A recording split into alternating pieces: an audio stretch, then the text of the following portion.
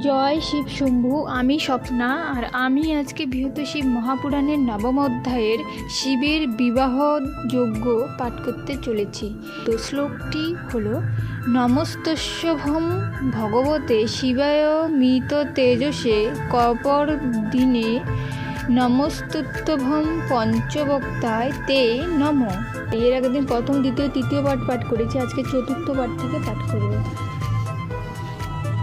চতুর্থ পাঠটি হলো, কেহ তারে স্থানু নামে করে অভিহিত, হর ভীম রুদ্র নামে যেজন বিদিত। হে গিরীন্দ্র, মোরা তার কর্তৃত্ব ব্যাপারে পীড়িত হইয়া আসি তোমার আগারে। উমা নামে যে তোমার সুন্দরী ললনা, তারে দেবদেব শিব করেছে প্রার্থনা। অতএব তব কন্যা উমাকে এখন সেই শঙ্করের করে করহ অর্পণ। ওহে গিরিবর, যার কন্যা রূপবতী, যাহার জামাই হবে রুদ্র পশুপতি, মহাভাগ্যবান হয় সেজন সদাই। তার চেয়ে ভাগ্যবান আর কেহ নাই। আর হিমালয় তুমি করেছ শ্রবণ, মহেশ্বর ভূতগ্রাম জনক যে হন। তাই তব কন্যা হলে তাহার ভামিনী, অবশ্যই হইবে তাদের জননী। অগ্রে শঙ্করের পদে নমি দেবগণ, তোমার কন্যাকে পরে করিবে বন্দন। আমরা যাজক স্বয়ং মহেশ্বর বর, তুমি দাতা উমা বধূ সকল সুন্দর। অতএব যাহাতে সবার ভালো হয়, এবে তুমি সেই মত করিবে নিশ্চয়।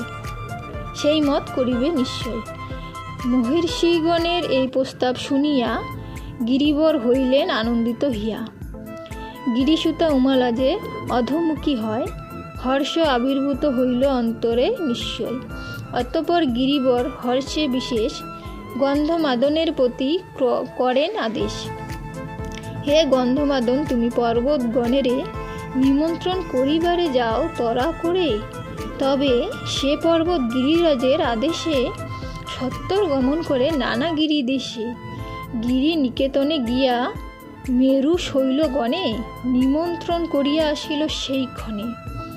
নিমন্ত্রিত গিরিগণ হর্ষের সহিত শৈলরাজ গৃহে হইলেন উপস্থিত। গিরিগৃহ পরিপাটি অতীব সুন্দর, দেখিয়া পর্বতগণ বিস্মিত অন্তর। অনন্তর গিরিবর সবে হৈমাসনে, সাদরে বসাইলেন আনন্দিত মনে।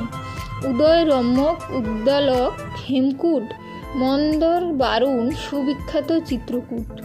বরাহ গুরুরাসন গিরি শক্তিমান, বেগসানু দৃঢ়সিংহ আর সিংহবান। ইহা ভিন্ন আর ক্ষুদ্র সিংহগণ, সবে হিমালয় গৃহে কইল আগমন। সবাই প্রবেশী ঋষিগণের চরণে প্রণিপাত করি সবে বসিল আসনে। গিরিরাজ ভার্যা মেনকাকে তদন্তরে তথায় আহ্বান করি কহেন সাদরে। হে কল্যাণী, তুমি এবে পুত্রের সহিত এই স্থানে আগমন করিবে তরিত। স্বামীর আদেশ পেয়ে মেনকা তখন বন্দনা করেন ঋষিবৃন্দের চরণ। তদন্তরে জাতিবর্গে করি সম্ভাষণ, পুত্রসহ সভা মাঝে প্রবেশে তখন হইল মুখরিত সভা মাঝ। সবে সম্ভাষণ করি কহে গিরিরাজ, পার্বতী নামেতে মম এক কন্যা রয়, তাহার রূপের কভু তুলনা না হয়। বিবাহ করিতে তারে দেব পশুপতি, এইসব মহর্ষিগণে পাঠান সম্প্রতি।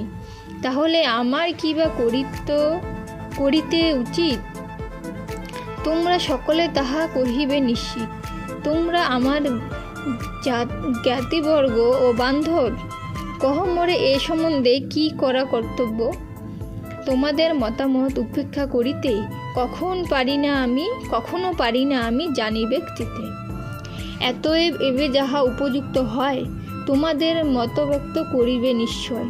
হিমাদ্রির এই বাক্য করিয়া শ্রবণ, তথা উপস্থিত যত মেরু শৈলগণ।